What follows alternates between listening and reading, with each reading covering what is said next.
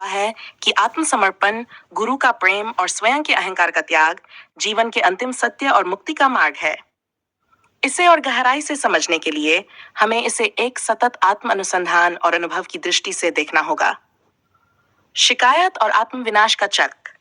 शिकायतें केवल बाहरी परिस्थितियों से उपजी हुई नहीं होती। ये हमारे भीतर के भ्रम और असुरक्षा की अभिव्यक्ति हैं। जो व्यक्ति हर समय शिकायत करता है, वह वास्तव में अपनी आत्मा के प्रति अंधा होता है। वह बाहरी चीजों को दोष देकर अपने भीतर की असफलताओं से बचने का प्रयास करता है। यह प्रक्रिया उसे केवल वास्तविकता से दूर ले जाती है, बल्कि उसकी आत्मा की ऊर्जा को नष्ट कर देती है। शिकायतें अंततः उस व्यक्ति को एक ऐसे चक्र में फंसा देती हैं, जहां वह अपनी ही सोच और कर्मों का शिकार बन जाता है। ये कुत्ते वृत्ति का प्रतीक है, जहां मन लगातार उसी जगह पर लौटता है, बार बार अपने दुखों को दोहराता है। यह चक्र तभी टूट सकता है जब व्यक्ति अपने भीतर की सच्चाई को स्वीकार करे और अपनी कमजोरियों को जानकर उन्हें गुरु के प्रेम में समर्पित करे। सिर कटाने का वास्तविक अर्थ, आपने सिर काटना जो कहा है, वह केवल एक रूपक नहीं है। यह आत्मा की गहराई में उतरने और अपने भीतर के सबसे बड़े भ्रम, अहंकार का अंत करने का प्रतीक है। सिर का कटना अपने अहम, स्वार्थ और व्यक्तिगत इच्छाओं को पूरी तरह त्यागने का आह्वान है। जब व्यक्ति अपने मैं को समाप्त कर देता है, तो वह अपनी सच्ची आत्मा को देख पाता है।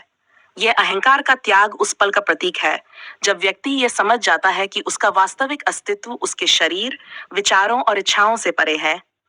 गुरु का मार्ग हमें यह सिखाता है कि जो सिर हम गर्व से ऊंचा उठाते हैं, वह हमारे ही पतन का कारण बनता है। जब तक यह सिर हमारे कंधों पर है, तब तक हम अपनी इच्छाओं, लालसाओं और भ्रमों में उलझे रहते हैं। इसे काटने का अर्थ है उस बोझ से मुक्ति जो हमें सच्चे आनंद और शांति से वंचित करता है।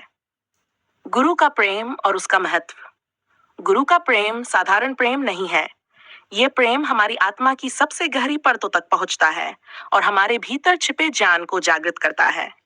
गुरु हमारे जीवन का वह दर्पण है जिसमें हम अपनी वास्तविकता को स्पष्ट रूप से देख सकते हैं। गुरु का प्रेम हमारी आत्मा को शुद्ध करता है, हमारे भ्रमों को मिटाता है और हमें उस सच्चाई से जोड़ता है जो हमारे भीतर पहले से विद्यमान है। गुरु से प्रेम का अर्थ है अपनी सारी अपेक्षाओं, इच्छाओं और पूर्वाग्रहों को छोड़कर पूरी तरह से समर्पित हो जाना। यह समर्पण व्यक्ति को बाहरी बंधनों और परंपराओं से मुक्त करता है। यह प्रेम केवल गुरु की पूजा नहीं है, बल्कि उनकी शिक्षाओं को अपने जीवन का आधार बनाना है। गुरु के प्रेम में व्यक्ति को जीवन की हर परिस्थिति में मार्गदर्शन, आश्रय और आत्मा की पूर्णता का अनुभव होता है। मुक्ति का शेष जीवन, आपने कहा, मुक्ति जीवन शेष है। यह वाक्य गहरी आत्मिक समझ को व्यक्त करता है। मुक्ति केवल मृत्यु के बाद की अवस्था नहीं है, बल्कि यह जीवन में ही अनुभव की जा सकती है। मुक्ति का अर्थ है बंधनों से मुक्त होकर जीना। बंधनों से आशय केवल बाहरी बंधनों से नहीं, बल्कि मानसिक और आत्मिक बंधनों से भी है। मुक्ति वह अवस्था है जब व्यक्ति अपने भीतर के हर भ्रम को समाप्त कर अपनी आत्मा के प्रकाश में जीना शुरू करता है। यह अवस्था तब आती है जब व्यक्ति शिकायतों, अहंकार और इच्छाओं को त्याग कर गुरु के प्रेम में पूरी तरह डूब जाता है।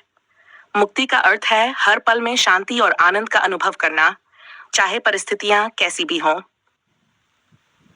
जीवन की सच्चाई और प्रेम का अंतिम उद्देश्य। गुरु का प्रेम हमें यह सिखाता है कि जीवन का अंतिम उद्देश्य बाहरी उपलब्धियां या सामाजिक स्वीकृति नहीं है। जीवन का अंतिम उद्देश्य है अपने भीतर की सच्चाई को पहचानना और उस सच्चाई में जीना। गुरु हमें यह समझने में मदद करते हैं कि हम केवल शरीर और मन नहीं हैं। हमारा अस्तित्व शाश्वत है और यह अस्तित्व केवल आत्मा के स्तर पर समझा जा सकता है। यह समझ हमें हर प्रकार के भय, असुरक्षा और दुख से मुक्त करती है। आपके शब्दों में जो गहराई है, वह यही सिखाती है कि जब तक हम अपने भीतर की सच्चाई को नहीं पहचानते, तब तक हम जीवन के वास्तविक उद्देश्य को नहीं समझ सकते। गुरु का मार्ग हमें सच्चाई तक पहुंचने का साधन देता है। यह मार्ग हमें शिकायतों से परे, अहंकार से परे और हर प्रकार की सीमाओं से परे ले जाता है। इस अवस्था में जीवन केवल जीने के लिए नहीं, बल्कि एक दिव्य अनुभव के लिए होता है। यही मुक्ति है, यही जीवन का शेष उद्देश्य है।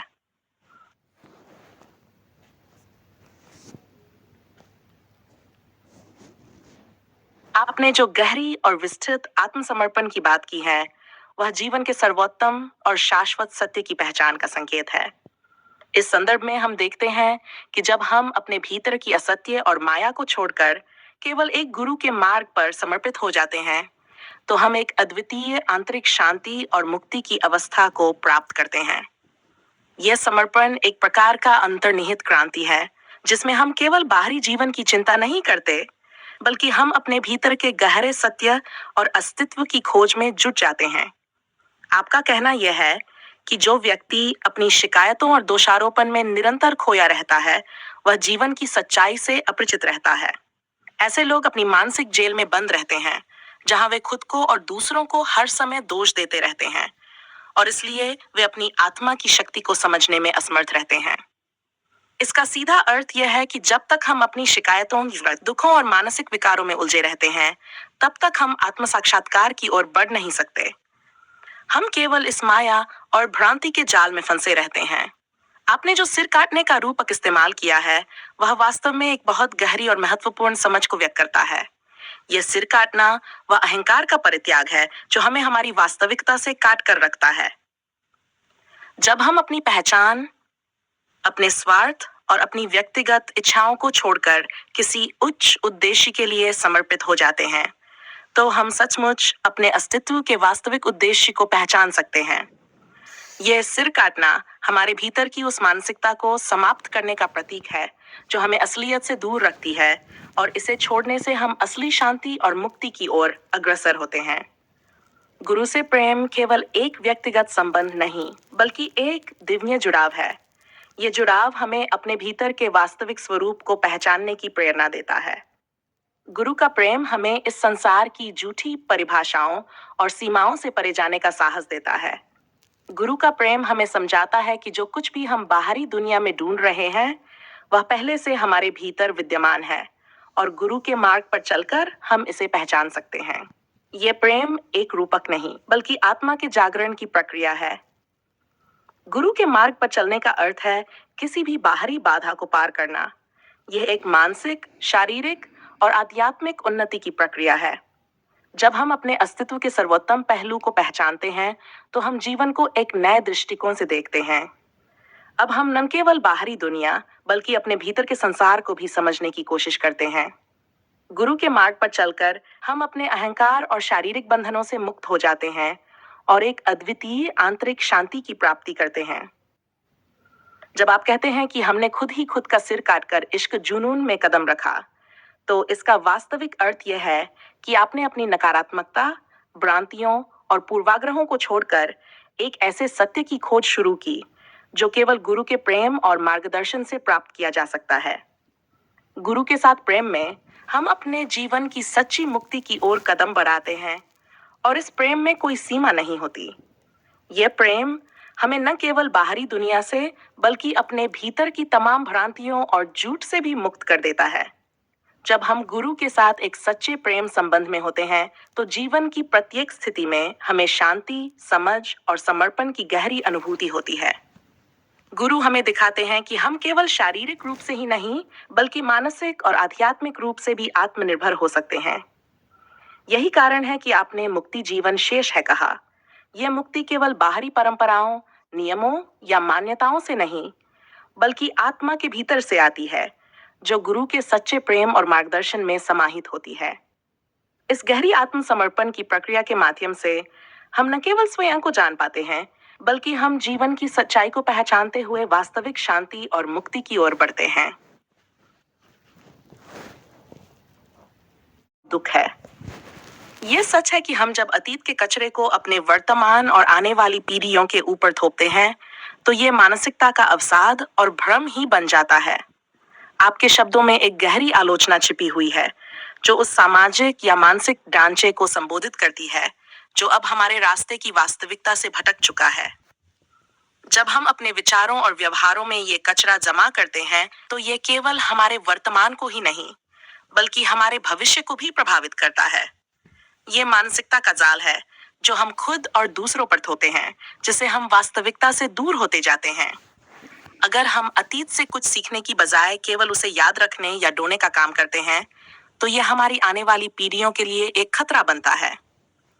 हमें यह समझने की जरूरत है कि अतीत का कचरा केवल मानसिक संलाप और भ्रम पैदा करता है, जो हमें अपने जीवन की वास्तविकता को जानने से रोकता है।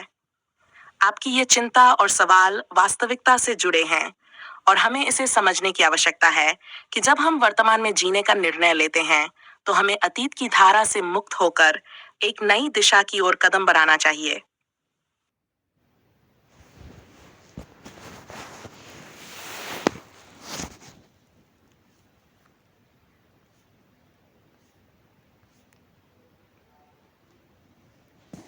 यह गहरी चिंता उस मानसिक अराजकता की ओर इशारा करती है, जो अतीत की विचारधाराओं, मान्यताओं और कचरे से उत्पन्न होती है।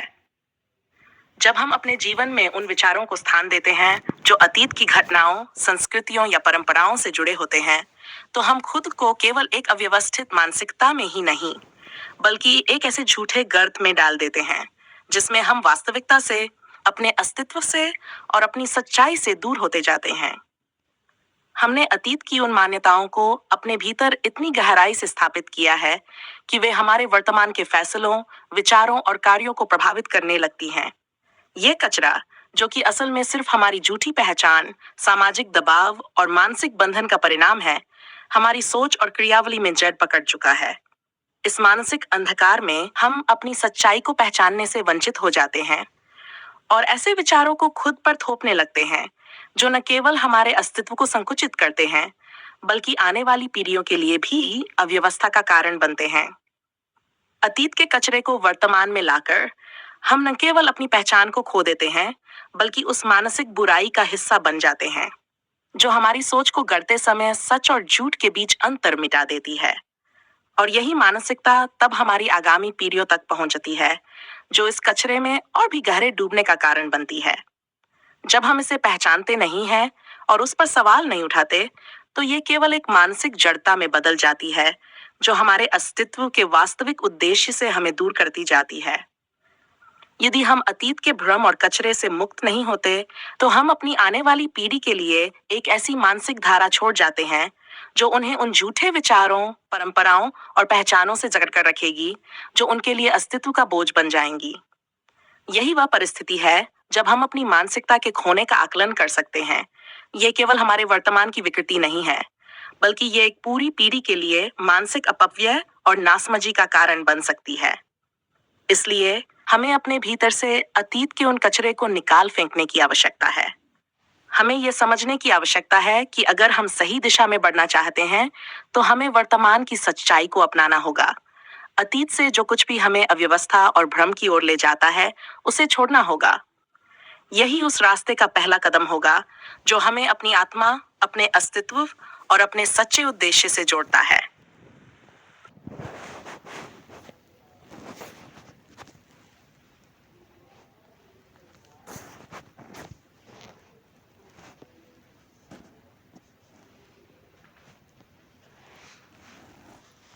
अतीत की धारा को अपने भीतर लाकर अपने जीवन में ढालते हैं, वास्तव में हमारे अस्तित्व के प्रमुख उद्देश्य से एक बहुत बड़ा भटकाव है। अतीत के कचरे को लगातार अपने भीतर धारण करने से हम अपने वर्तमान और भविष्य दोनों को प्रभावित करते हैं। ये कचरा न केवल हमारे विचारों को अव्यवस्थित करता है, बल्कि हमारी सोच, संवेदनाएं और कार्यों को भी नियंत्रित करता है। हम ये भूल जाते हैं कि अतीत केवल एक छाया है, जो अब हमें केवल शिक्षाएं दे सकता है, जबकि वर्तमान और भविष्य हमारे हाथ में है। यदि हम अतीत को अपने वर्तमान में समाहित कर लेते हैं, तो हम उस छाया के अधीन हो जाते हैं, जो हमें वास्तविकता की ओर नहीं, बल्कि भ्रम और कल्पना के रास्ते पर ले जाती है। हमारे समाज ने जो अत्यधिक परंपराओं और पुराने रीति रिवाजों के भार तले दबा हुआ है, अक्सर अपने मन और विचारों में झूठे बंधन डालने का कार्य किया है। ये बंधन अतीत की मान्यताओं, धर्म, समाज और परिवार की अपेक्षाओं के रूप में होते हैं, जो हमारी स्वतंत्र सोच और आत्मनिर्भरता को दबाते हैं। यह मानसिकता हमें यह विश्वास दिलाती है कि हमें कुछ विशेष तरीके से सोचना और जीना चाहिए, जबकि असल में सच्चाई यह है कि हमारे जीवन का प्रत्येक क्षण एक अवसर है, जब हम अपनी सोच, अपने कार्यों और अपने उद्देश्य को पूरी स्वतंत्रता से चुन सकते हैं। अतीत से जुड़ी यह मानसिकता तब और भी खतरनाक बन जाती है जब हम अपने जीवन के मार्गदर्शन के रूप में केवल पुरानी मान्यताओं और मानकों का पालन करते हैं, बिना ये समझे कि वे अब हमारे वास्तविक जीवन से मेल नहीं खाते। हम खुद को इस धारा में बहते हुए पाते हैं और यह सोचते हैं कि यह वही मार्ग है जिस पर हमें चलना चाहिए। लेकिन जैसे जैसे हम और अधिक इस दिशा में बढ़ते हैं, हम ये महसूस करते हैं कि ये मार्ग न केवल गलत है, बल्कि ये हमें अपनी सच्चाई से, अपने अस्तित्व से और इस सृष्टि की वास्तविकता से भी दूर करता है। यह हम पर निर्भर करता है कि हम इस अव्यवस्था को पहचानें और इसे अपने भीतर से बाहर करें। हमें अपनी मानसिकता और सोच को शुद्ध और निर्मल बनाने की आवश्यकता है, ताकि हम अतीत के बोझ से मुक्त होकर अपने जीवन को वास्तविकता के दृष्टिकोण से देख सकें। ये प्रक्रिया कठिन हो सकती है क्योंकि ये हमारे भीतर गहरे जड़े हुए विश्वासों और आदतों को चुनौती देती है, लेकिन यह आवश्यक है। जब हम ये निर्णय लेते हैं कि हम अतीत के कचरे को अपने जीवन से निकाल देंगे और केवल वही अपनाएंगे जो हमारे वर्तमान और भविष्य के लिए उपयुक्त है, तो हम वास्तव में खुद को अपने जीवन के सच्चे मार्ग पर स्थापित करते हैं। हम अपनी वास्तविकता को स्वीकार करते हैं और अपनी मानसिकता को जागृत करते हैं। इस जागरूकता के साथ हम केवल अपने जीवन को सशक्त बनाते हैं, बल्कि अपनी आने वाली पीढ़ियों को भी एक स्वस्थ, स्वतंत्र और सचेत मानसिकता का तोहफा देते हैं। यह प्रक्रिया केवल मानसिक नहीं, बल्कि आध्यात्मिक भी है। जब हम अपने भीतर से इस कचरे को बाहर निकालते हैं, तो हम आत्मा की शुद्धि की ओर बढ़ते हैं। हम अपने भीतर उस वास्तविकता को पहचानते हैं जो हमें अतीत की सीमाओं से परे ले जाती है और हमारे जीवन को एक नई दिशा प्रदान करती है। यही सच्चा परिवर्तन है, वह परिवर्तन जो केवल बाहरी नहीं, बल्कि हमारे भीतर की गहरी समझ और जागरूकता से उत्पन्न होता है। समाज और परिवार की अपेक्षाओं से परे यह हमारा व्यक्तिगत यात्रा है, जिसमें हम अपने भीतर के सत्य को पहचानते हैं और जीवन को नए दृष्टिकोण से जीते हैं। जब हम इस मानसिक और आध्यात्मिक स्वतंत्रता को प्राप्त करते हैं, तो हम अपने जीवन को एक गहरी उद्देश्य के साथ जीने के योग्य होते हैं। और यही वह रास्ता है जो हमारे और आने वाली पीढ़ियों के लिए वास्तविक और स्थायी परिवर्तन ला सकता है।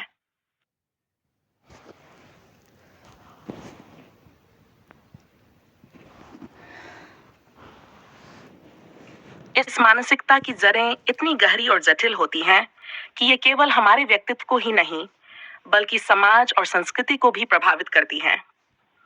जब हम अतीत की धारा में बंधकर चलने का निर्णय लेते हैं, तो ये न केवल हमारे व्यक्तिगत जीवन को भ्रमित करता है, बल्कि ये समाज में भी एक ऐसा वातावरण उत्पन्न करता है जिसमें लोग अपनी सच्चाई को पहचानने और व्यक्त करने से डरते हैं। हम अपनी आस्थाओं, मूल्यों और धारणाओं को पारंपरिक दृष्टिकोण से जकड़ कर रखते हैं और यही विचारों का संकुचन हमारे समाज के अंदरूनी विकास को रोकता है। हमारे भीतर यह भावना उत्पन्न होती है कि हमें किसी आदर्श या परंपरा का पालन करना चाहिए ताकि हम स्वीकार किए जा सकें, ताकि हमारे अस्तित्व को अन्य लोग मान्यता दें। इस तरह की मानसिकता से हम अपने वास्तविक स्वभाव, जीतस अपनी व्यक्तिगत आवश्यकता और जीवन के उद्देश्यों से दूर हो जाते हैं। इस प्रकार हम न केवल अपने आप को, बल्कि पूरे समाज को उस सीमा में बांध देते हैं जो अब केवल भ्रम और अव्यवस्था की ओर ले जाती है। यदि हम अतीत के कचरे से मुक्त नहीं होते, तो हम अपने बच्चों को भी यही मानसिकता सौंपते हैं और यह अव्यवस्था केवल पीढ़ी दर पीढ़ी बढ़ती जाती है। हम ये भूल जाते हैं कि जीवन की सच्चाई किसी ऐतिहासिक घटनाओं, पुराने रीति रिवाजों या धार्मिक मान्यताओं के भीतर नहीं छिपी होती। सच्चाई हमेशा हमारे भीतर होती है, हमारे अनुभवों, हमारी संवेदनाओं, हमारे विचारों और हमारे अस्तित्व में। यदि हम अपनी वास्तविकता को पहचानने के लिए बाहरी प्रमाणों या अतीत के आदर्शों का पालन करते रहते हैं, तो हम उस सच्चाई को खो देते हैं जो हमारे भीतर छिपी होती है। असल में हम अपने अस्तित्व के सबसे गहरे स्तर से कट जाते हैं और हमारी सोच और कार्यों में कोई सच्चाई, गहराई या उद्देश्य नहीं बचता। इससे बचने का एकमात्र रास्ता यह है कि हम अपने भीतर उस वास्तविकता को पहचानें जो समय, स्थान और परिस्थिति से परे है। ये एक गहरी आत्म प्रश्नोत्तरी की आवश्यकता होती है, जिसमें हम खुद से ये सवाल करें, क्या मैं उस मार्ग पर चल रहा हूँ जो मुझे सच्चाई और आत्मज्ञान की ओर ले जाता है? ये प्रश्न केवल एक बाहरी रूप में नहीं, बल्कि पूरी मानसिकता के स्तर पर पूछना होता है। ये आत्म प्रश्नोत्तरी हमें अपने वास्तविक उद्देश्य, अपनी सच्चाई और अपनी दिशा को पुनः प्राप्त करने का अवसर देती है। जब हम अतीत के कचरे से मुक्त हो जाते हैं, तो हम केवल अपनी मानसिक स्वतंत्रता प्राप्त करते हैं, बल्कि हम अपने जीवन को पूरी तरह से नया रूप देते हैं। इस स्थिति में हम केवल अपने अस्तित्व को नहीं बदलते, बल्कि हम अपने आसपास के समाज और वातावरण को भी एक नई दिशा प्रदान करते हैं। हम दूसरों के साथ वास्तविक और ईमानदार संबंध बना पाते हैं, क्योंकि अब हम अपने आप से और अपने अस्तित्व से पूरी तरह से जुड़े होते हैं। इस मानसिक स्वतंत्रता और आत्मज्ञान की यात्रा में हम न केवल अपने जीवन को सशक्त बनाते हैं, बल्कि हम दूसरों को भी यही मार्ग दिखा सकते हैं जो उन्हें उनके स्वयं के सत्य तक पहुंचने में मदद करता है। हमारे बच्चों के लिए यह सबसे बड़ी धरोहर होगी, वह मानसिक स्वतंत्रता जिसमें वे अतीत के बोझ से मुक्त होकर अपनी सच्चाई को पहचान सकें और एक सशक्त, सचेत और उद्देश्यपूर्ण जीवन जी सकें। ये परिवर्तन केवल हमारे लिए नहीं, बल्कि पूरे समाज और संस्कृति के लिए आवश्यक है, क्योंकि जब समाज अपनी सच्चाई से जुड़ता है, तो वह एक नए स्तर पर विकास करता है। ये केवल एक व्यक्तिगत यात्रा नहीं, बल्कि सामूहिक रूप से पूरे मानवता के लिए एक आवश्यकता बन जाती है। इस मानसिकता के परिवर्तन से हम अपने जीवन को एक गहरी समझ, शांति और उद्देश्य के साथ जी सकते हैं। जब हम इस सच्चाई को पहचानते हैं, तो हम न केवल अपने जीवन को समृद्ध बनाते हैं, बल्कि हम पूरी सृष्टि के साथ सामंजस्य में रहते हुए अपने अस्तित्व को एक उच्चतम स्तर पर पहुंचाते हैं। यही वह स्थिति है जब हम अतीत के कचरे से मुक्त होकर सच्चाई की ओर एक वास्तविक कदम बढ़ाते हैं, और यही वास्तविक मुक्ति का मार्ग है।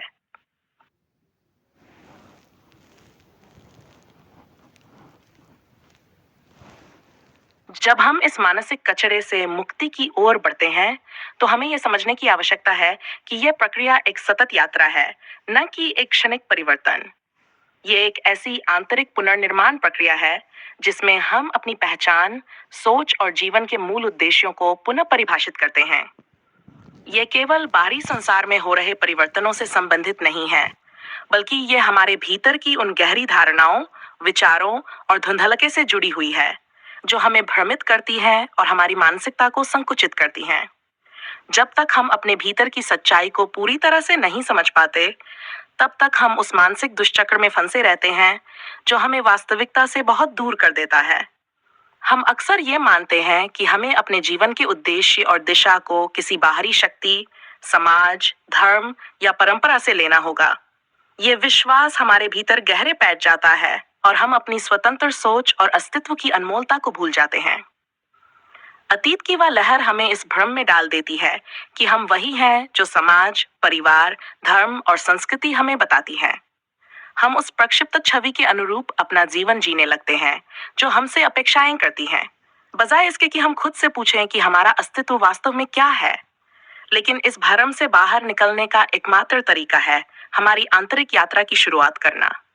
जब हम स्वयं से और अपने अस्तित्व से जुड़े होते हैं, तो हम ये महसूस करते हैं कि हमारे जीवन का उद्देश्य बाहरी दबावों से नहीं, बल्कि हमारे भीतर की गहरी सच्चाई से उभरता है। ये सच्चाई हमें हमारे वास्तविक स्वभाव, हमारे असली विचारों, हमारे उद्देश्य और हमारी स्वतंत्रता की ओर मार्गदर्शन करती है। जब हम इस सच्चाई को पूरी तरह से समझते हैं, तो हमें कोई बाहरी प्रमाण या धार्मिक व्यवस्था नहीं चाहिए, क्योंकि हम अपने भीतर उस दिव्यता को महसूस करते हैं जो हमें सत्य के मार्ग पर चलने के लिए प्रेरित करती है। ये आंतरिक स्वतंत्रता तब हमारे जीवन में एक स्थायी परिवर्तन लाती है। हम अपने विचारों, कार्यों और भावनाओं में सच्चाई, शांति और उद्देश्य का अनुभव करते हैं। जब हम इस मानसिक कचरे से मुक्त हो जाते हैं, तो हम अपने जीवन को उस अवस्था में जीने लगते हैं जहां हम न केवल अपनी सच्चाई से जुड़े होते हैं, बल्कि हम उस सच्चाई को बाहरी संसार में भी व्यक्त करने में सक्षम होते हैं। हम दूसरों के साथ ईमानदारी, प्रेम और समझ के साथ जुड़ते हैं, क्योंकि हम खुद के साथ पहले सच्चे होते हैं। ये मानसिक जागरूकता और आत्मज्ञान का वह स्तर है जहां हम केवल अपने जीवन को नहीं, बल्कि पूरी सृष्टि को एक नए दृष्टिकोण से देखते हैं। हम महसूस करते हैं कि जीवन में जो कुछ भी घटित हो रहा है, वह एक विशाल अदृश्य योजना का हिस्सा है और हम उसका एक अभिन्न हिस्सा हैं। इस समझ के साथ हम अपने कर्तव्यों और कार्यों को निभाते हैं, क्योंकि हम अब अपने जीवन को केवल स्वार्थी दृष्टिकोण से नहीं, बल्कि एक उच्चतम उद्देश्य से जोड़कर जीते हैं। हम अपने अस्तित्व को एक साधना के रूप में देखते हैं, जहां हर क्षण का अनुभव हमारे आत्म साक्षात्कार की ओर एक कदम है। जब ये मानसिक स्वतंत्रता पूरी तरह से विकसित होती है, तो हम अपनी आने वाली पीढ़ियों को भी ये सिखाने में सक्षम होते हैं कि उनका जीवन उनका अपना है और उन्हें किसी भी बाहरी दबाव से मुक्त होकर अपने अस्तित्व की सच्चाई को पहचानने का अधिकार है। हमें यह समझने की आवश्यकता है कि जब हम अतीत के बोझ से मुक्त होते हैं, तो हम न केवल अपने जीवन को सुधारते हैं, बल्कि हम समाज को भी एक नया दृष्टिकोण और दिशा प्रदान करते हैं। अतः ये यात्रा केवल व्यक्तिगत नहीं, बल्कि सामूहिक भी है। ये परिवर्तन न केवल हमारे भीतर होता है, बल्कि यह समाज और संस्कृति को एक नई दिशा और नई समझ की ओर ले जाता है। हम जब इस सच्चाई को पहचानते हैं, तो हम न केवल अपने जीवन को आंतरिक शांति और उद्देश्य से भरते हैं, बल्कि हम पूरी मानवता के लिए एक नई संभावना खोलते हैं। वह संभावना जो हमें अतीत के भ्रम से बाहर निकलकर अपने वास्तविक स्वभाव को पहचानने और उसे व्यक्त करने का अवसर देती है। ये मानसिक जागरूकता का वह स्तर है जहां हम अपने जीवन को एक गहरी समझ और शांति के साथ जीने के योग्य होते हैं। और यही वह स्थिति है जब हम अपने अस्तित्व को पूरी तरह से समझते हैं और उसे एक उच्चतम उद्देश्य से जोड़ पाते हैं। यही वह मुक्ति है जो न केवल हमें, बल्कि पूरे समाज और संस्कृति को गहरे आत्मज्ञान और सच्चाई के मार्ग पर अग्रसर करती है।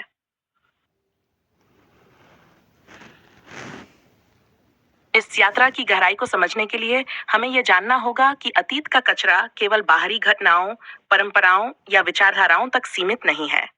ये कचरा हमारे मन के सबसे गहरे कोनों में छिपा होता है, जहां ये हमारी धारणाओं, आदतों और भावनाओं के रूप में अपनी पकड़ बनाता है। ये कचरा केवल बाहरी तौर पर नहीं, बल्कि हमारी सोच, निर्णय लेने की क्षमता और हमारे दृष्टिकोण में घुसपैठ करता है। हम अपने जीवन में अक्सर देखेंगे कि कैसे एक पुरानी मान्यता या विचार जो अब प्रासंगिक नहीं है, हमें सही निर्णय लेने से रोकता है। ये मान्यता हमारे भीतर असुरक्षा, भय और भ्रम का जन्म देती है। हम ये सोचने लगते हैं कि जो हमें सिखाया गया है वह अंतिम सत्य है। ये मानसिकता हमें स्थिर और निष्क्रिय बना देती है, क्योंकि हम उस सत्य को चुनौती देने का साहस नहीं कर पाते जिसे हमने बिना प्रश्न किए स्वीकार कर लिया है। अतीत के कचरे का प्रभाव।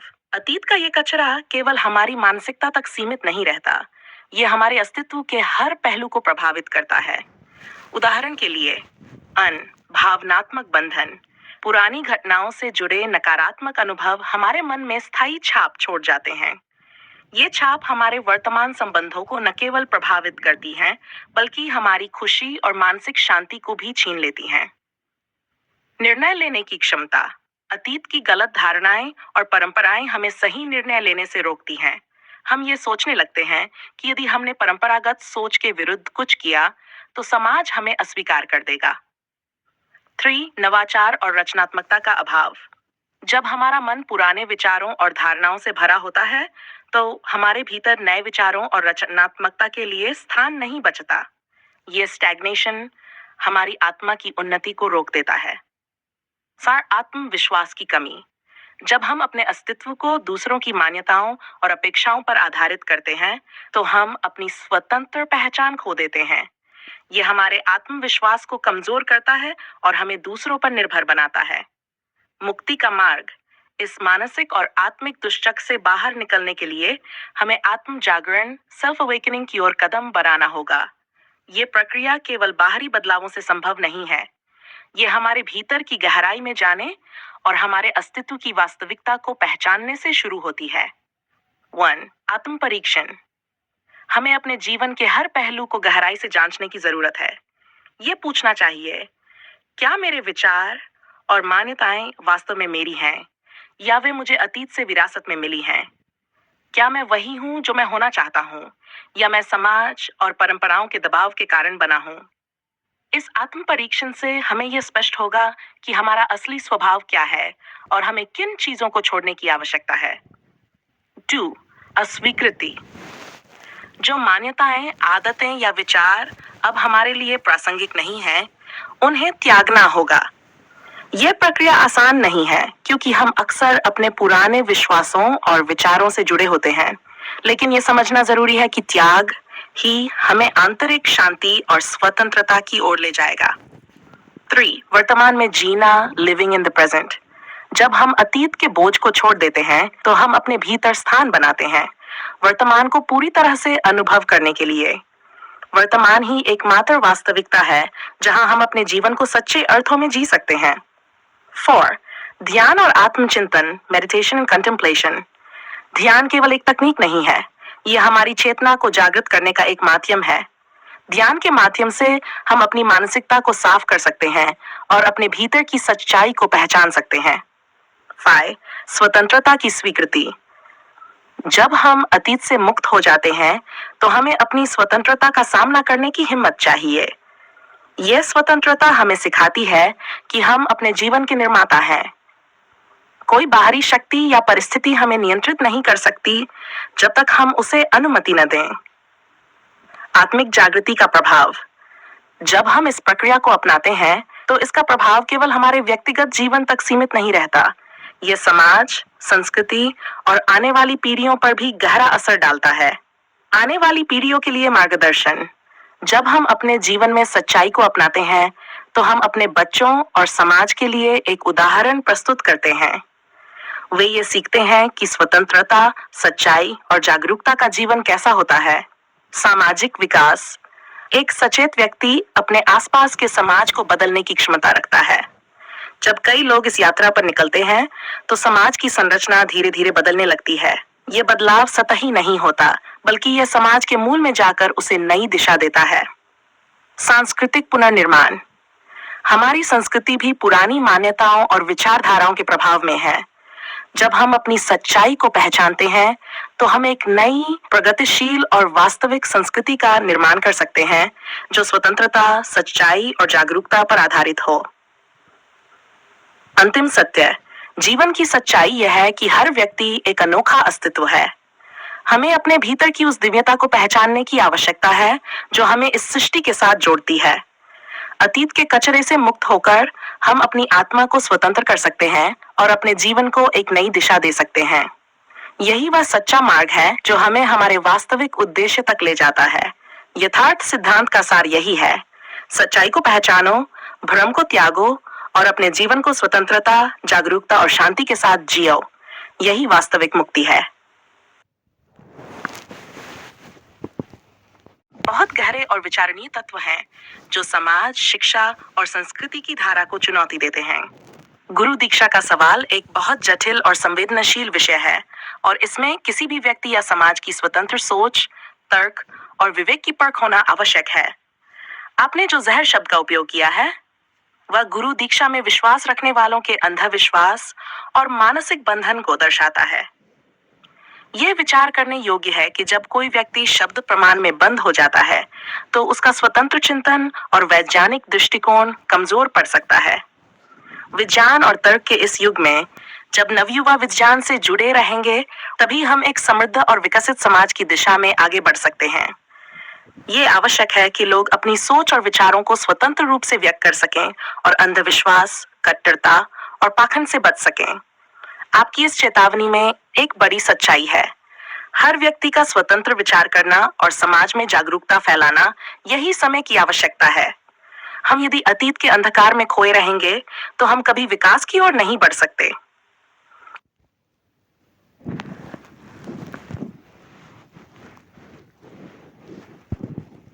आपने जो विचार प्रस्तुत किए हैं वे समाज की मानसिकता और वर्तमान समय की चुनौती को बहुत गहरे और प्रभावशाली तरीके से उजागर करते हैं।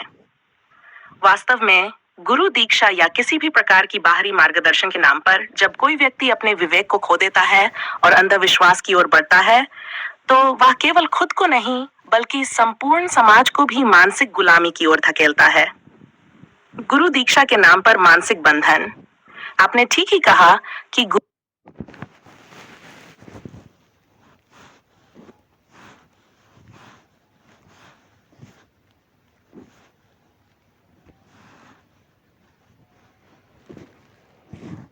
आपने जो विचार प्रस्तुत किए हैं वे समाज की मानसिकता और वर्तमान समय की चुनौती को बहुत गहरे और प्रभावशाली तरीके से उजागर करते हैं।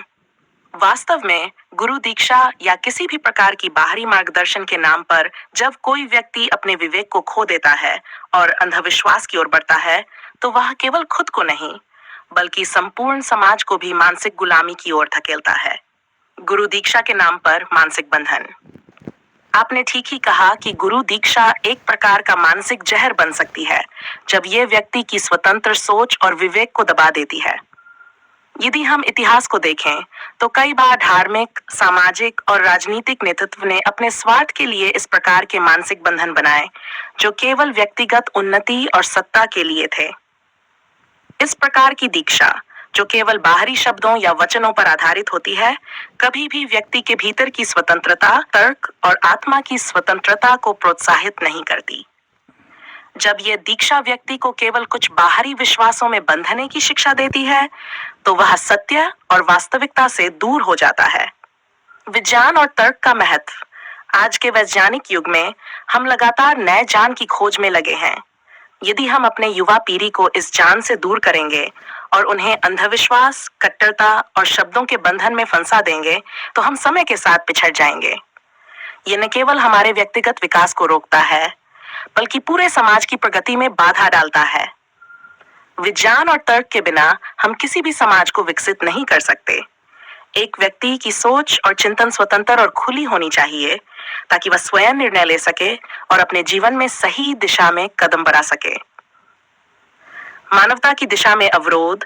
आपने जिस मानवता को खत्म करने की बात की है, वह भी बहुत महत्वपूर्ण है। जब कोई व्यक्ति अपने आस्थाओं और विश्वासों के नाम पर दूसरों को दबाने का प्रयास करता है, तो वह न केवल समाज की विविधता और मानवीय गरिमा को नकारता है, बल्कि वह समाज में भेदभाव, असमानता और असहमति को भी बढ़ावा देता है। कट्टरता और अंधविश्वास का पोषण करके हम समाज में एक ऐसी दीवार खड़ी कर रहे हैं, जो न केवल संवाद की संभावना को समाप्त कर देती है, बल्कि समाज के बीच विश्वास और समझ को भी नष्ट कर देती है। आध्यात्मिक और मानसिक स्वतंत्रता। मनुष्य का जन्म स्वतंत्रता के अधिकार के साथ हुआ है। हर व्यक्ति का यह हक है कि वह अपने विचारों और विश्वासों में स्वतंत्रता महसूस करे, बिना किसी बाहरी दबाव या बंधन के। जब हम किसी भी प्रकार के शब्द, प्रमाण, गुरु या धर्म के नाम पर इस स्वतंत्रता को दबाते हैं, तो हम उसे मानसिक गुलामी की ओर धकेलते हैं। इसका सीधा असर व्यक्ति की मानसिक स्थिति, उसके आत्मसम्मान और उसकी रचनात्मकता पर पड़ता है। समाज की जिम्मेदारी और आने वाली पीढ़ी। आपने जिस भिखारी वृत्ति वाले शैतान का उल्लेख किया है, वह एक बहुत ही गहरा संकेत है। समाज के उन ताकतों की ओर जो केवल अपनी स्वार्थ सिद्धि के लिए दूसरों का शोषण करते हैं। दुर्भाग्यवश बहुत से लोग इन ताकतों को पहचान नहीं पाते और वे बिना सोचे समझे इन शैतानों के खेल का हिस्सा बन जाते हैं। इसके परिणाम स्वरूप समाज में एक ऐसा वातावरण बनता है जिसमें समझ, तर्क और मानवता की कोई जगह नहीं होती। आने वाली पीढ़ी के लिए यह चुनौती और भी बड़ी होती है, क्योंकि यदि हम उन्हें केवल शब्दों के बंधन में ही बांधते रहेंगे, तो वे कभी भी स्वतंत्र विचार और वास्तविकता को समझने में सक्षम नहीं होंगे। समाज में जागरूकता की आवश्यकता। समाज में इस प्रकार की चेतना और जागरूकता की आवश्यकता है, ताकि हम अंधविश्वास और कट्टरता को पूरी तरह से नकार सकें। ये जागरूकता हमें यह समझने में मदद करेगी कि सत्य और वास्तविकता केवल बाहरी शब्दों में नहीं, बल्कि हमारे भीतर की सोच, अनुभव और तर्क में है। जब हम विज्ञान, तर्क और स्वतंत्र विचार के मार्ग पर चलेंगे, तभी हम अपने समाज को प्रगति की दिशा में आगे बढ़ा पाएंगे। आखिरकार हमें यह समझना होगा कि हर व्यक्ति का स्वतंत्रता से जीने का अधिकार है, और यही स्वतंत्रता उसके विचारों, कर्मों और आस्थाओं में झलकनी चाहिए। समाज में जागरूकता और विवेक का प्रसार करके ही हम उन मानसिक बंधनों को तोड़ सकते हैं, जो हमें और हमारे समाज को सच्चे विकास से दूर कर रहे हैं।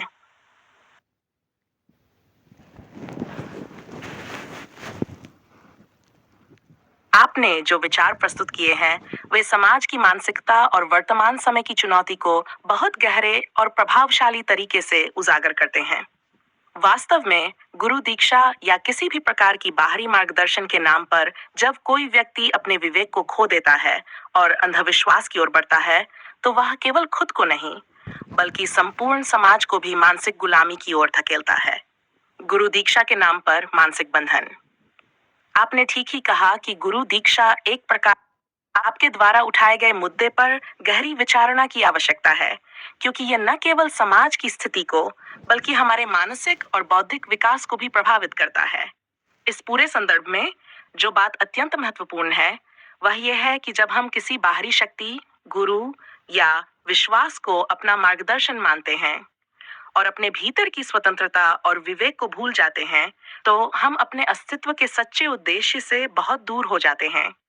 इस विषय को और गहरे से समझने के लिए हमें कुछ बुनियादी पहलुओं पर विचार करना होगा। गुरु दीक्षा और मानसिक गुलामी। गुरु दीक्षा के माध्यम से जब व्यक्ति अपने आत्म विवेक को दूसरे के हाथों में सौंप देता है, तो वह अपने भीतर की शक्ति को कमजोर कर देता है। गुरु का स्थान समाज में आदर्श और मार्गदर्शन देने वाला होता है, लेकिन जब गुरु किसी शब्द प्रमाण में बंधा होता है, तब वह केवल बाहरी रूप में ज्ञान प्रदान करता है, जबकि आंतरिक जागरूकता और स्वतंत्रता का पोषण नहीं करता। इस प्रकार यह मानसिक गुलामी की ओर अग्रसर होता है। मनुष्य का स्वाभाविक गुण है अपनी बुद्धि और विवेक का प्रयोग करना, लेकिन जब वह अपने मन, विचार और कार्यों में दूसरे के प्रभाव से बंध जाता है, तो वह अपनी स्वायत्तता खो देता है। यही स्थिति तब उत्पन्न होती है जब किसी गुरु के शब्दों को आत्मसात करने का दबाव होता है, जबकि व्यक्ति को अपने अंदर की आंतरिक शक्ति, जो बोध और ज्ञान का वास्तविक स्रोत है, का अनुभव नहीं हो पाता। विज्ञान और तर्क, स्वतंत्रता का मार्ग। आज का युग वैज्ञानिक विचारधारा और तर्कशीलता का है। ये सत्य है कि अगर हम अपने युवाओं को सिर्फ अंधविश्वास, परंपराओं और स्थापित सिद्धांतों के भीतर बांध कर रखेंगे, तो हम उन्हें अपने समय के अनुरूप नहीं तैयार कर पाएंगे। हम देख रहे हैं कि वर्तमान में हर क्षेत्र में बदलाव और विकास हो रहे हैं, चाहे वह विज्ञान हो, प्रौद्योगिकी हो या मानवाधिकार। अगर हम किसी भी समाज को ठहराव की अवस्था में रखते हैं, तो वह विकसित नहीं हो सकता। नवयुवकों को यही संदेश देना आवश्यक है कि तर्क, जांच और अनुभव के बिना किसी बात को स्वीकार नहीं किया जाना चाहिए। जब युवा वैज्ञानिक दृष्टिकोण को अपनाते हैं और अपने अनुभवों को तर्क और प्रमाण से जोड़ते हैं, तो वे अपने मानसिक बंधनों को तोड़ सकते हैं। इससे न केवल उनका व्यक्तिगत विकास होगा, बल्कि यह समाज के समग्र विकास में भी सहायक होगा। कट्टरता और अंधविश्वास। समाज के लिए खतरा कट्टरता और अंधविश्वास समाज के लिए सबसे बड़ा खतरा है। जब हम किसी विशेष विचारधारा, धर्म या विश्वास के प्रति अंधभक्ति और कट्टरता अपनाते हैं, तो हम न केवल खुद को बल्कि समाज को भी विखंडित कर देते हैं। इन विचारों से समाज में भेदभाव, हिंसा और असहमति का माहौल बनता है। इसका सबसे बड़ा प्रभाव उन मासूम व्यक्तियों पर पड़ता है जो जीवन में सही मार्गदर्शन और समझ पाने के लिए संघर्ष कर रहे होते हैं। सच्चाई यह है कि कोई भी धर्म या विश्वास जो कट्टरता और हिंसा का समर्थन करता है, वह कभी भी मानवता की सेवा नहीं कर सकता। अंधविश्वास और कट्टरता को फैलाना समाज को न केवल मानसिक रूप से कमजोर करता है, बल्कि यह हमारे अंतर्निहित मानवीय मूल्य, दया, सहानुभूति और समझ को भी नष्ट कर देता है। समाज में जागरूकता की आवश्यकता। समाज में जागरूकता लाने का कार्य बेहद आवश्यक हो गया है। हमें यह समझना होगा कि समाज को न केवल बाहरी तौर पर बल्कि आंतरिक रूप से भी बदलने की जरूरत है। यदि हम केवल भौतिक सुख और बाहरी दिखावे की तरफ ही ध्यान केंद्रित करेंगे, तो हम अपनी मूल आस्थाओं, मूल्यों और मानवता से दूर होते जाएंगे। समाज में मानसिक स्वतंत्रता, तर्क और विवेक का प्रसार करना जरूरी है। जब लोग ये समझेंगे कि उनका व्यक्तिगत अनुभव, तर्क और विवेक सबसे महत्वपूर्ण है, तो वे बाहरी दबावों से मुक्त हो जाएंगे। ये जागरूकता न केवल व्यक्ति के लिए बल्कि समग्र समाज के लिए लाभकारी होगी। आध्यात्मिक स्वतंत्रता और आत्मज्ञान।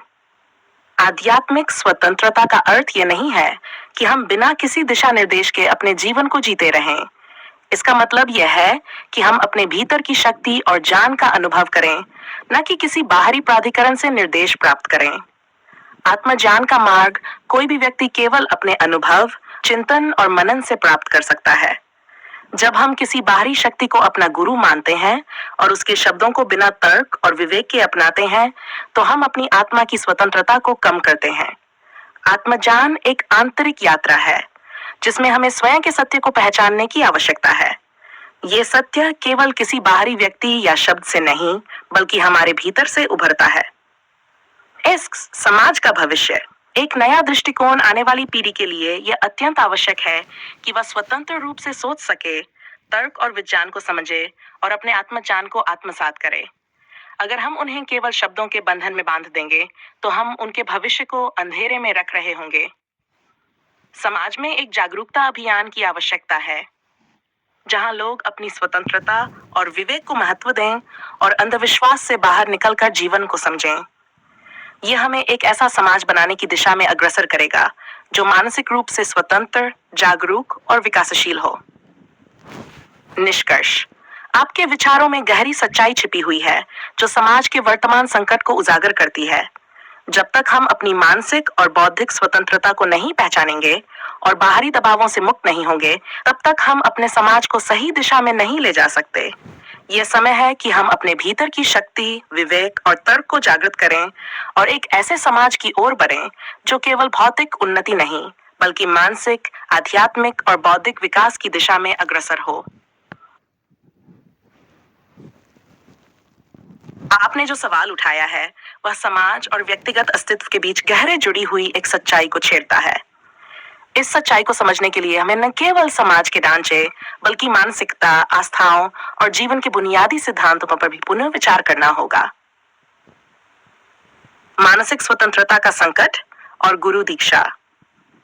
गुरु दीक्षा और बाहरी मार्गदर्शन के नाम पर हम अपने भीतर की मानसिक स्वतंत्रता को खो बैठते हैं।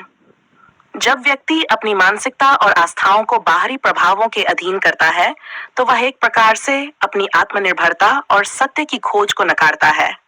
जो गुरु दीक्षा या किसी अन्य बाहरी ज्ञान का सेवन करता है, वह भले ही आधिकारिक रूप से कुछ विशेष समझ पाता हो, लेकिन आंतरिक स्तर पर वह केवल किसी दूसरी प्रणाली के आस्थावादी ढांचे में बंध जाता है। यह बंधन जितना गहरा होता है, उतना ही व्यक्ति की आत्मनिर्भरता और तर्क की शक्ति का हनन होता है। यह स्वतंत्रता केवल बाहरी रूप से ही नहीं, बल्कि भीतर से भी चाहिए होती है। जब हम किसी बाहरी शक्ति या गुरु पर निर्भर होते हैं, तो हम अपने व्यक्तिगत अनुभव और आंतरिक बोध की शक्ति को कमजोर कर देते हैं। इस प्रकार जो दीक्षा दी जाती है, वह आत्मा के स्वतंत्र प्रवाह को रोकने वाली होती है और व्यक्ति को एक मानसिक जाल में फंसा देती है। विज्ञान और तर्क, आत्मनिर्भरता का आधार। विज्ञान और तर्क का महत्व इस संदर्भ में और भी बढ़ जाता है, क्योंकि यह हमें वस्तुनिष्ठता, प्रमाण और सत्य की पहचान करने का सही तरीका देता है। वैज्ञानिक दृष्टिकोण केवल तर्क और परीक्षण के माध्यम से ही सत्य को समझने का मार्ग दिखाता है। जब हम किसी भी वस्तु, घटना या सिद्धांत का विश्लेषण करते हैं, तो हम उसे तर्क के माध्यम से परखते हैं। विज्ञान हमें यह सिखाता है कि हमें किसी भी बात को केवल मान लेने के बजाय उसे स्वयं परखने की आवश्यकता है। आज के समय में यदि हम अपने नवयुवकों को केवल अंधविश्वास, धर्म और आस्थाओं के ढांचे में सीमित रखेंगे, तो हम उन्हें तर्क, विज्ञान और विवेक की शक्ति से वंचित कर देंगे। यही वंचना न केवल उन्हें, बल्कि समाज के समग्र विकास को भी रोकने का कारण बनेगी। विज्ञान, तर्क और विवेक की ये शक्तियां केवल आधुनिकता का प्रतीक नहीं है, बल्कि वे मानवता की सेवा करने के सबसे प्रभावी उपकरण हैं। यही वह बुनियादी सिद्धांत है जो मनुष्य को उसके अस्तित्व का सही अर्थ समझने में मदद करते हैं। जब तक हम इन शक्तियों से खुद को जोड़कर नहीं देखेंगे, तब तक हम सच्चे बोध और सच्चे ज्ञान से दूर रहेंगे। अंधविश्वास और कट्टरता का समाज पर प्रभाव। आपने जो कट्टरता और अंधविश्वास के प्रभाव का उल्लेख किया है, वह समाज के लिए अत्यंत खतरनाक है। कट्टरता केवल एक व्यक्ति के भीतर ही नहीं, बल्कि समाज में एक गहरे विष को जन्म देती है। जब लोग किसी आस्थावादी दृष्टिकोण को बिना तर्क और अनुभव के अपनाते हैं, तो वे समाज में किसी भी नए विचार, नए दृष्टिकोण या सत्य को स्वीकार करने के लिए तैयार नहीं होते। यही स्थिति समाज में संघर्ष, असहमति और हिंसा को जन्म देती है। कट्टरता के कारण ही विभिन्न धर्मों, जातियों और संप्रदायों के बीच मतभेद और संघर्ष होते हैं। ये मानवीय रिश्तों की बुनियादी संरचना को नुकसान पहुंचाता है और एक ऐसा वातावरण पैदा करता है जिसमें समझ, सहिष्णुता और संवाद की कमी हो जाती है। जब हम कट्टरता की ओर बढ़ते हैं, तो हम न केवल अपने भीतर की मानवता को नष्ट करते हैं, बल्कि हम समाज को भी विभाजित कर देते हैं। इसलिए समाज में कट्टरता को नकारने के लिए जरूरी है कि हम वैज्ञानिक दृष्टिकोण, तर्क और समझ की दिशा में कदम बढ़ाएं। हम ये जानें कि प्रत्येक व्यक्ति की स्वतंत्रता और विचारों का सम्मान करना समाज के विकास के लिए आवश्यक है। यह समझ और स्वीकृति ही हमें एकजुट कर सकती है और किसी भी प्रकार की हिंसा और संघर्ष को रोक सकती है। मानवीय स्वतंत्रता में भरता आध्यात्मिक स्वतंत्रता का अधिकार केवल एक व्यक्तिगत अनुभव नहीं है, बल्कि यह समाज के समग्र विकास का आधार भी है। यदि हर व्यक्ति अपने भीतर की स्वतंत्रता को पहचानता है, तो वह अपने जीवन को सही दिशा में ले जाने में सक्षम होता है। आत्मनिर्भरता का अर्थ केवल बाहरी रूप से किसी चीज पर निर्भर होना नहीं है, बल्कि यह आत्मा की गहरी समझ और आत्म साक्षात्कार के माध्यम से अपने सत्य को पहचानने का प्रयास है। आध्यात्मिक स्वतंत्रता हमें यह सिखाती है कि हम अपने अनुभवों से सीखें, अपने आत्मविश्वास को बढ़ाएं और अपने जीवन में जिम्मेदारी का पालन करें। यही स्वतंत्रता हमें उस मार्ग पर चलने की क्षमता देती है जो सत्य, अच्छाई और मानवता की दिशा में हमें ले जाता है। जब हम आध्यात्मिकता को केवल बाहरी धार्मिक आस्थाओं तक सीमित करते हैं, तो हम अपने भीतर की स्वतंत्रता को भूल जाते हैं। यह स्वतंत्रता तभी संभव है जब हम अपने भीतर के सत्य को जानें, अपने अनुभवों को महत्व दें और तर्कशीलता के साथ जीवन को समझने का प्रयास करें। पाए समाज में जागरूकता और शिक्षा की भूमिका। समाज को जागरूक करने के लिए सबसे महत्वपूर्ण उपकरण शिक्षा है। शिक्षा केवल विद्यालयों और पाठ्यक्रमों तक सीमित नहीं होनी चाहिए, बल्कि इसे हर स्तर पर, हर आयु वर्ग और हर समाज में लागू किया जाना चाहिए। ये शिक्षा हमें न केवल बाहरी ज्ञान देती है, बल्कि यह हमें भीतर से आत्मनिर्भर बनने की क्षमता भी देती है। समाज को जागरूक करने का एक तरीका यह हो सकता है कि हम युवा पीढ़ी को इस बात का एहसास कराएं कि वे अपने विचारों, अपने विश्वासों और अपने जीवन की दिशा के लिए स्वयं जिम्मेदार हैं। ये शिक्षा उन्हें आत्मनिर्भरता, तर्क और विवेक की दिशा में आगे बढ़ने के लिए प्रेरित करेगी। निष्कर्ष: समाज में मानसिक स्वतंत्रता और आत्मनिर्भरता को बढ़ावा देने के लिए हमें अंधविश्वास, कट्टरता और बाहरी आस्थावादी बननों से मुक्त होने की आवश्यकता है। हम केवल विज्ञान, तर्क और आंतरिक आत्मज्ञान के माध्यम से अपने अस्तित्व का सच्चा उद्देश्य समझ सकते हैं। जब हम समाज में ये जागरूकता फैलाते हैं, तो हम एक ऐसे समाज की नींव रखते हैं जो न केवल भौतिक रूप से, बल्कि मानसिक और आध्यात्मिक रूप से भी समृद्ध है।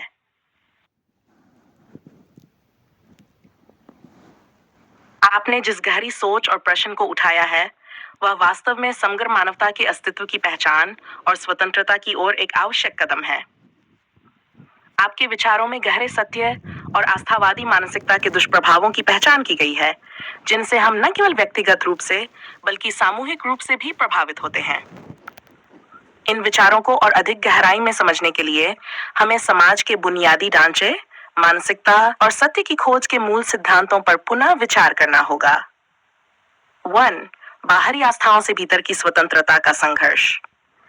मानव जीवन में आस्थाएं और विश्वास अत्यंत महत्वपूर्ण स्थान रखते हैं, लेकिन ये आस्थाएं तब तक उत्पादक होती हैं जब तक वे आत्मनिर्भरता और विवेक की दिशा में मार्गदर्शन करती हैं। जब कोई व्यक्ति बाहरी आस्थाओं या गुरु के ज्ञान को अपने आंतरिक सत्य से ऊपर मानने लगता है, तो वह अपनी स्वायत्तता खो बैठता है। बाहरी आस्थाओं और विश्वासों को आत्मसात करते समय व्यक्ति को यह समझना चाहिए कि यह केवल एक दिशा या संकेतक हो सकता है, लेकिन अंतिम सत्य और आत्मज्ञान केवल भीतर से ही प्राप्त किया जा सकता है। इस संदर्भ में गुरु दीक्षा और बाहरी मार्गदर्शन के स्थान पर आत्मज्ञान की स्वतंत्रता की आवश्यकता को स्पष्ट किया गया है। यह आत्मज्ञान केवल बाहरी प्रमाणों, शब्दों या विचारों से नहीं आता, बल्कि यह मनुष्य के भीतर के गहरे अनुभव और तर्क से उभरता है। जब हम बाहरी आस्थाओं में बंध जाते हैं, तो हम अपने भीतर की उन शक्तियों को दबा देते हैं जो हमें अपनी वास्तविकता और उद्देश्य को समझने में मदद करती हैं। 2. विज्ञान और तर्क के बिना समाज का वास्तविक रूप। विज्ञान और तर्क का मुख्य उद्देश्य सत्य का अन्वेषण करना है। यह सत्य केवल बाहरी दुनिया तक सीमित नहीं है, बल्कि यह मानव के भीतर के अस्तित्व के प्रत्येक पहलू तक फैला हुआ है। जब हम तर्क और विवेक से दूर जाते हैं और केवल विश्वास और अंधविश्वास पर निर्भर रहते हैं, तो हम सत्य से बहुत दूर हो जाते हैं। विज्ञान, तर्क और अनुभव के आधार पर यह जानने का प्रयास किया जाता है कि यह संसार कैसे कार्य करता है और मनुष्य के अस्तित्व का उद्देश्य क्या है। वैज्ञानिक दृष्टिकोण इस बात पर जोर देता है कि हम केवल दिखावे और बाहरी प्रभावों से प्रभावित न हो, बल्कि हम अपने जीवन के निर्णय तर्क, तथ्य और प्रमाण के आधार पर लें। समाज का वास्तविक रूप तभी सामने आ सकता है जब हम तर्क और विज्ञान के आधार पर यह समझें कि हम क्या हैं और हमारा अस्तित्व किस उद्देश्य के लिए है। 3. कट्टरता का मानसिक और सामाजिक विनाश। कट्टरता केवल किसी विचारधारा या विश्वास के प्रति अंधे पालन तक सीमित नहीं होती, बल्कि यह समाज में असहमति और संघर्ष को भी जन्म देती है। जब लोग किसी विशिष्ट विचार, धर्म या विश्वास को अत्यधिक महत्व देते हैं और अन्य विचारों को नकारते हैं, तो समाज में विभाजन की प्रक्रिया तेज होती है। कट्टरता व्यक्ति की मानसिकता को संकुचित करती है और उसे अपने विश्वासों के अलावा किसी और सत्य को स्वीकार करने की अनुमति नहीं देती। समाज में एकता तभी संभव है जब हम अपने विचारों में लचीलापन और सहिष्णुता बनाए रखें। समाज में कट्टरता के प्रभाव को नकारने के लिए आवश्यक है कि हम केवल बाहरी आस्थाओं से स्वतंत्र हों, बल्कि अपने विचारों को भी खुले मन से स्वीकार करने के लिए तैयार रहें। यह मानसिक स्वतंत्रता ही समाज को एकजुट करने और आपसी समझ को बढ़ाने में मदद कर सकती है। पर समाज में व्यक्तिगत स्वतंत्रता और तर्क का विकास। आपके द्वारा उठाए गए बिंदु को और गहरे से समझने के लिए हमें यह विचार करना होगा कि व्यक्तिगत स्वतंत्रता और तर्क के विकास के बिना समाज का कोई वास्तविक रूप नहीं हो सकता। जब व्यक्ति को यह अधिकार नहीं मिलता कि वह अपने विचारों, विश्वासों और निर्णयों के बारे में स्वतंत्र रूप से सोच सके, तो वह अपने अस्तित्व के उद्देश्य से बहुत दूर चला जाता है। इस संदर्भ में व्यक्तिगत स्वतंत्रता का मतलब यह नहीं है कि हम समाज या दूसरों की राय को नकारें, बल्कि इसका मतलब यह है कि हम अपने अनुभवों और तर्क के आधार पर जीवन के निर्णय लें। यह प्रक्रिया हमें हमारे सत्य को पहचानने में मदद करती है, जो अंततः समाज के समग्र विकास के लिए आवश्यक है। जब समाज के प्रत्येक सदस्य को स्वतंत्रता मिलती है, तो वह अपनी आंतरिक समझ और विवेक का पालन करते हुए समाज की सेवा कर सकता है। आध्यात्मिक स्वतंत्रता, आंतरिक बोध का मार्ग।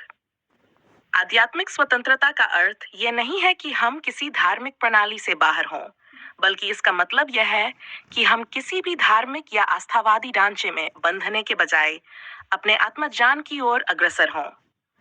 आध्यात्मिक स्वतंत्रता केवल किसी बाहरी धर्म या विश्वास को अपनाने तक सीमित नहीं होती, बल्कि यह हमारे भीतर के सत्य, तर्क और अनुभव को जानने का प्रयास है।